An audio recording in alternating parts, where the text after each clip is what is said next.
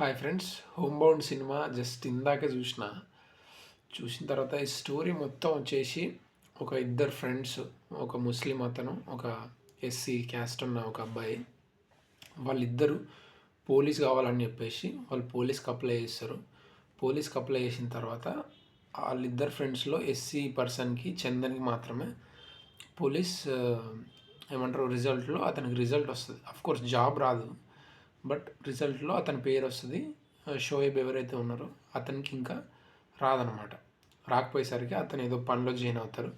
తర్వాత వీళ్ళిద్దరికి చిన్న గ్యాప్ వస్తుంది. అంటే నాకు కాకుండా నీకు జాబ్ వచ్చిందనే కొంచెం జెలసీ అనొచ్చు దాని మీద. సో దాని తర్వాత ఏదైతే జాబ్ వచ్చిందని అనుకుంటామో చందన్కి, అది రిజల్ట్ వచ్చింది అంతే తప్ప జాబ్ మాత్రం రాదు అతనికి.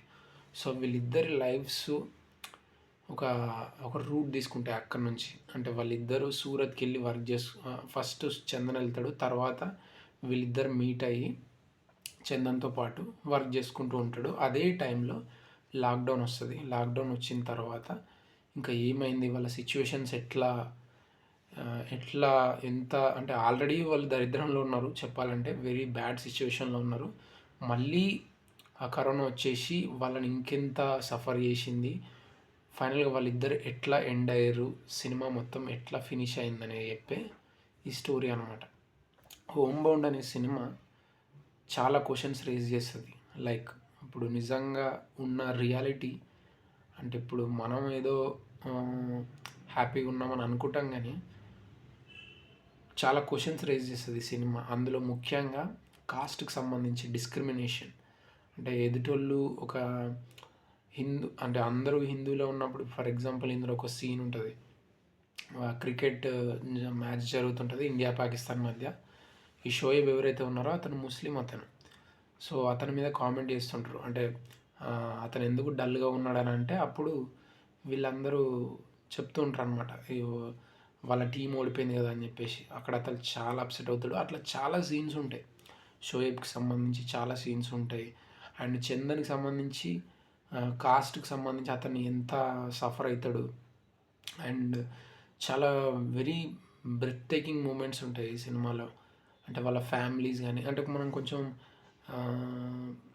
ఫర్ ఎగ్జాంపుల్ 90s కిడ్స్ ఎవరైతే ఉన్నారో వాళ్ళు ఇంకొంచెం ఎక్కువ రిలేట్ అవుతారు ఈ సినిమాకి. అఫ్కోర్స్ మనిషి అన్న ప్రతి ఒక్కడు ఈ సినిమాకి రిలేట్ అవుతాడు. దీని సినిమా గురించి మామూలుగా అంత జనాలు చెప్తున్నప్పుడు మరీ కొంచెం ఎక్కువ చెప్తారేమో అనిపించింది, కానీ వన్స్ సినిమా వచ్చిన తర్వాత నాకైతే వీళ్ళు చాలా తక్కువ చెప్పారు అనిపించింది. అంత గ్రేట్నెస్ ఉంది ఫిలింలో. ఇన్ఫ్యాక్ట్ మన జాన్వీ కపూర్ ఎవరైతే చేసిరో యాక్టింగ్ సింప్లీ సూపర్. అంటే మనం ఏదో ఒక స్టార్, ఆమె చేసిన రోల్స్ అలాంటి ఫిలిమ్స్ మనం చూసుకుంటే ఆమెను ఒక బ్యూటీనే చూస్తాం మనం.